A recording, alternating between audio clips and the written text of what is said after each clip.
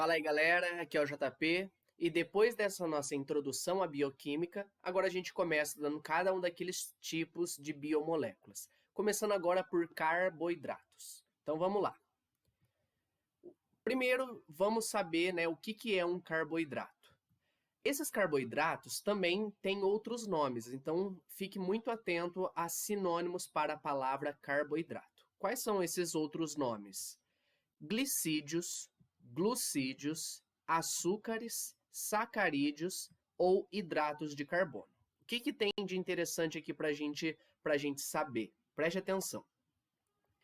Tome muito cuidado com a palavra glicídio, porque depois, lá na classe dos lipídios, a gente vai ter uma classe chamada glicerídeo. Então, cuidado, não confunda. Tem glicídio, que é um carboidrato, e glicerídeo, depois que vai aparecer lá em lipídios, tá certo? Açúcares, então, aí uma maneira muito simples de falar de compostos que a gente tem aí no dia a dia, né? Substâncias. Por exemplo, o açúcar que a gente usa, né, comum, que é a sacarose, é um carboidrato. Então, fique esperto a isso, tá certo? Principalmente essa questão do sabor adocicado. Sacarídeos é uma palavra também que é bem comum. E por fim aqui, ó, carboidrato ou hidrato de carbono. Como se a gente relacionasse aí água com o carbono. E de fato vai ter uma relação aí, conforme a gente vai ver daqui a pouco. Essas biomoléculas, né, os carboidratos, são as biomoléculas mais abundantes na natureza. E elas são a base da nossa nutrição, da nutrição animal. Aí, então, onde que a gente encontra esses carboidratos? Trouxe aqui alguns exemplos. Óbvio que existem outros, tá? Mas aí tem muito exercício que pede uma relação aí que pede que você associe alguma característica de uma molécula a um alimento onde a gente encontra ela. Então, a gente encontra, por exemplo, no arroz, em massas, na batata, no leite, nas frutas e nos doces em geral, aí, quando eu estou falando de porcariada, digamos assim, tá certo? Cuidado porque quando eu digo, por exemplo, arroz, leite, frutas, eu não estou falando que eles são compostos exclusivamente de carboidratos, não é isso, tá? A gente encontra alguns tipos de carboidratos muito importantes nesses alimentos. Tanto é que, como eu disse, base da nutrição animal, então a gente precisa ter a ingestão desse tipo de alimento para que a gente possa aí, realizar todas as reações químicas que acontecem no nosso corpo. É como se a gente enxergasse o corpo humano como uma máquina em que acontecem milhões de reações simultaneamente, tá? Então, a gente precisa aí desse carboidrato como um dos combustíveis para fazer toda essa máquina funcionar, ok? É óbvio que aí tem um pouco mais essa questão nutricional, né, sobre a qualidade de um tipo de carboidrato ou não, então a gente pode ter problemas quanto a isso. Mas uma coisa que é muito interessante é que tudo na medida certa é necessário, tá? Então, de menos ou de mais é aí que está o problema, beleza? Então, continuando agora com essa nossa parte química. Esses carboidratos são produzidos principalmente por vegetais. E esses vegetais são chamados de autótrofos, ou seja, que produzem o seu próprio alimento. Nós, como não conseguimos produzir, né, toda essa demanda de carboidratos, a gente precisa, obviamente, compensar isso através da nossa alimentação.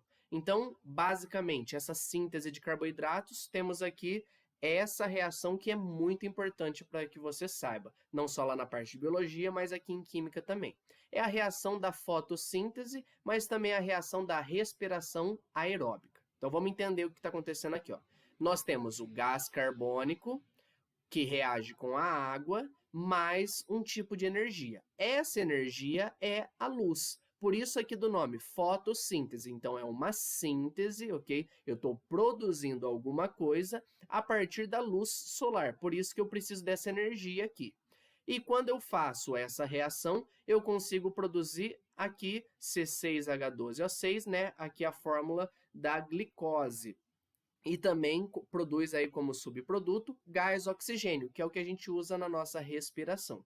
Ok? Então, você possivelmente já estudou isso bastante em biologia, mas do ponto de vista químico é muito importante. Se a gente olha o ciclo do carbono na natureza, Perceba que esse gás carbônico que está na atmosfera é incorporado aqui a uma substância orgânica e que vai participar aí do funcionamento, né, do metabolismo dos seres vivos, tá? Então, essa reação nesse sentido aqui da fotossíntese, né, da esquerda para a direita, é muito importante. O que nós agora fazemos, já que na nossa respiração a gente usa esse oxigênio? Por que a gente usa? Porque nós pegamos a glicose, por exemplo, com o gás oxigênio da nossa respiração, por isso aqui o nome aeróbico, ok? Que faz uso desse gás oxigênio, e produzimos aqui gás carbônico, água e energia. Essa energia é a energia que a gente usa para sobreviver, tá? Então, é como se as plantas, né, os vegetais, fossem capazes de armazenar essa energia da luz solar num composto químico, através das ligações químicas desse composto, e na hora que a gente quebra essas ligações, a gente pega essa energia que está guardada na ligação e usa aí a nosso favor para funcionar, para fazer as outras reações acontecerem, para a gente continuar vivo, ok? E os carboidratos possuem algumas funções. Entre elas, temos aqui a função energética, ou seja, eles têm a função de dar energia para o nosso corpo, e aí justamente é a função mais importante deles, mas também a gente encontra carboidratos com uma função estrutural ou de reserva energética. Então, participando aí da estrutura, por exemplo, de certos tipos de célula, ou também na forma de armazenamento dessa energia. Então, assim, quando a gente tem ali, por exemplo, um excesso de energia que eu consegui através da minha alimentação, o seu corpo pode armazenar parte dessa energia em outros tipos de carboidrato, ok? Esses carboidratos são compostos do tipo, né, em geral, desse tipo aqui, ó, CnH2nOn, tá certo? Então, vale a pena aqui a gente saber que os carboidratos são compostos basicamente de carbono, hidrogênio e oxigênio. A gente, obviamente, pode encontrar outros elementos, tá? Então, tem carboidratos que podem ter outros elementos além desses três. Uma outra forma de representar isso, né, essa fórmula geral aqui, é como aqui, ó, CH2ON. Então, essa daqui é a fórmula mínima que a gente estuda lá na parte de cálculos químicos para muitos carboidratos, ok? Um detalhe interessante é que um dos sinônimos, né, para a palavra carboidrato é hidrato de carbono. Tá aqui, ó. Hidrato está relacionado com a água e carbono. É como se a gente estivesse hidratando um carbono, né, numa linguagem um pouco mais vulgar, digamos assim, tá certo? E tem aí, obviamente, uma relação da água com os nossos carboidratos. Então, a gente vai ver aí também sobre ser solúvel ou não. Os carboidratos possuem funções orgânicas mistas. Isso é muito importante também para você saber, tá certo? Eles podem ser do tipo poliálcool-aldeído, então a gente vai ter vários álcoois, ok? Tá aqui, ó, poliálcool, ou seja, a gente tem várias hidroxilas e temos aí numa das pontas um aldeído. Quando a gente tiver um carboidrato com esse tipo de perfil aqui, um poliálcool-aldeído, o carboidrato recebe um nome especial, ele é chamado de aldose. Perceba aqui que essa terminação -ose é muito comum aí para carboidratos. Por exemplo, glicose, sacarose e assim outros exemplos, tá? Então, uma aldose é um carboidrato que tem um aldeído. Lembrando que um aldeído é uma carbonila na ponta, COOH. Ou também a gente pode ter um poliálcool cetona, que é quando a gente tem uma carbonila no meio da cadeia, ok? Então, novamente, a gente tem ali as várias hidroxilas, mas agora a gente tem uma cetona. Nesse caso, o nosso carboidrato é do tipo cetose, ok? Então, guarde aí essas duas palavrinhas melhor. Entenda o porquê desse nome, faz muito mais sentido. Vamos ver aqui um exemplo. Temos aqui, ó, com a fórmula molecular C6H12O6, que se encaixa nessa fórmula mínima, que nessa fórmula geral, aliás, que a gente tem aqui, a gente consegue montar essa estrutura e essa estrutura. Aqui a gente tem uma aldose. Perceba que eu tenho aqui, ó, um poliálcool, são várias hidroxilas. Lembrando que um álcool é quando eu tenho um OH ligado num carbono saturado. Então, aqui, ó, todos os carbonos aqui são saturados. E aqui na ponta, a gente tem a nossa carbonila, que caracteriza um aldeído. Então, aqui a gente tem uma aldose. Nesse caso, a gente tem a nossa glicose. Então, a glicose é uma aldose. Já aqui nesse outro exemplo, que a gente tem aqui uma carbonila no meio da cadeia, a gente tem aqui, então, uma cetose, e nesse caso, a gente tem o açúcar, né, chamado de frutose. Perceba que a única diferença entre a glicose e a frutose é a função orgânica. Aqui é um aldeído, aqui é uma cetona, ok? E as duas possuem a mesma fórmula molecular, ou seja, elas são isômeras, tá? Depois a gente vai ver aí mais para o finalzinho a isomeria dentro dos carboidratos. Mas aqui dois exemplos para você saber, ok? Esses carboidratos têm alguns tipos de classificação e a gente vai estudar cada um desses tipos. A gente pode classificá-los em monossacarídeos, oligosacarídeos e polissacarídeos. Perceba aqui que o termo, né, esse prefixo mono, óligo e poli é justamente com relação à quantidade de sacarídeos, tá certo? A gente começa aí de estruturas mais simples, né, de subunidades mais simples, que são os monossacarídeos, e depois a gente vai aumentando aí a quantidade para formar aí essas estruturas mais complexas. E a gente vai estudar aqui, vai dar uma olhada um pouquinho melhor em cada um desses tipos aqui, desses critérios de classificação, ok? Bom, vamos lá. Começando então pelos monossacarídeos. Os monossacarídeos são carboidratos que têm de 3 a 7 carbonos, tá certo? Eles são solúveis em água. Perceba que para ser solúvel em água é porque tem que ter uma interação com a água. A água, a gente lembra que é uma molécula polar que faz ligação de hidrogênio, e justamente os monossacarídeos também são capazes aí de fazer esse mesmo tipo de interação. Por isso que eles vão ser solúveis em água, tá? A gente viu lá várias hidroxilas que favorecem a solubilidade desses monossacarídeos em água. Os monossacarídeos mais conhecidos biologicamente são as pentoses e as hexoses.